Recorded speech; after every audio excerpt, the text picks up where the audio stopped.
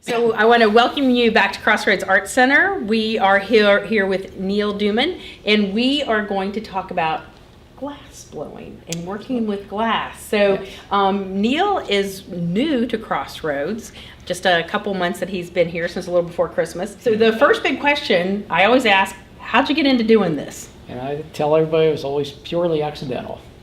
I've been involved in art my entire life, doing different medias. And I was at Merrill Institute studying metal. I came down to Virginia Commonwealth University to visit. Kent Tipson was my assigned advisor.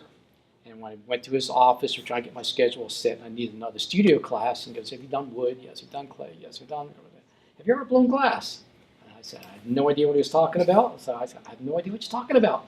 He goes, great, I'm going to sign up my class, be there 8 o'clock Monday morning. And I walked in, I was like, this is going to be fun. Just because that time you had 2 big day furnaces, the glory holes going, the pot furnace, just all this fire, and Wow. And it was love at first sight. Wow. That's awesome. Well, let's talk about a couple of the, what we will sort of call normal things, which would be, I think, like one of these hearts would be a fairly more normal thing to put together. This piece was done, it's done on a blowpipe, although there's no hole in it, but the blowpipe was originally connected at the bottom, so I blow the basic shape out, shape it, transfer it, is when you knock it off the blowpipe, you put it on the punny rod up here, and then I heat up the end and pull the bottom part out. Then that's tapped off. My assistant Lauren will go ahead and she takes a bit of glass, put it where the punny mark was to put the loop, and so now you have a perfect heart with no marks on it. Okay, this is a little more. Now, this is more work I'm known for, I guess. This piece was also actually done on a blowpipe, although it appears solid, but the original blue bubble was blown on a blowpipe.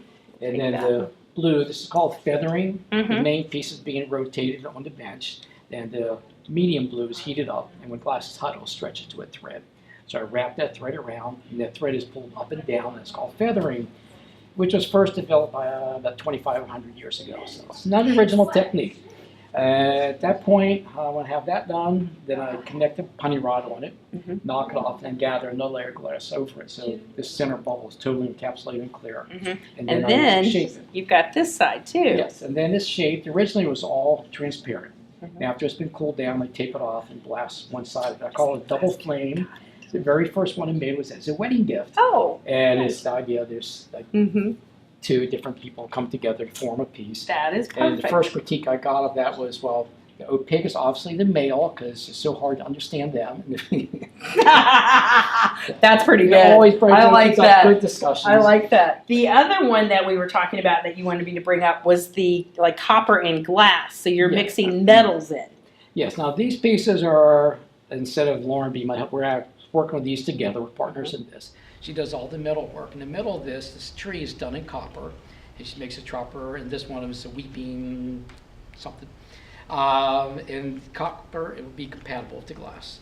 And so she sets up the tree, then I do the glass for her and pick it up, and she dictates the color and how the branch is going to be. And they make a nice, also kind of a heart shape to it. It does. It works wonderful as a well, and that's what I was going to say. It has a hole so you can see in it that you could put it as a vase. So this could be something that could be used year round too, and just change out the flower. We do have the typical or the normal. Sometimes everybody sees something like this, but it's always different. It is different. I mean, you can't make the same thing twice. No, and this one, when I do any form, I don't do production work, so each one of these, you'll see there's dimples in it. That's with the sandblaster, not marked on. I just blast it. This area is all taped off. Again, originally when it comes out of the glory hole and put it in the annealing oven, it comes out of the annealing oven, it's clear and shiny. The shininess comes normally. All this other pattern is done by taping it off the sandblasting it. And yeah, this has dimples. You're right. Yeah, the dimples are from just holding the sandblaster. 1, 2, 3, 4, 5. 1, 2, 3, 4, 5. 1, 2, 3, all the way around, and just doing it by eye. It's beautiful. True. Well, thank you for sharing the afternoon. Thanks for making the drive. My and pleasure. The next time you will see us, we're actually going to drive to their studios, and we will get to see some live in person creating and making. Which is fun. It'll be fun. Well, thank you. Oh, thank you. Oh, thank you for letting me do this. It was a pleasure. Easy enough, huh? Yes.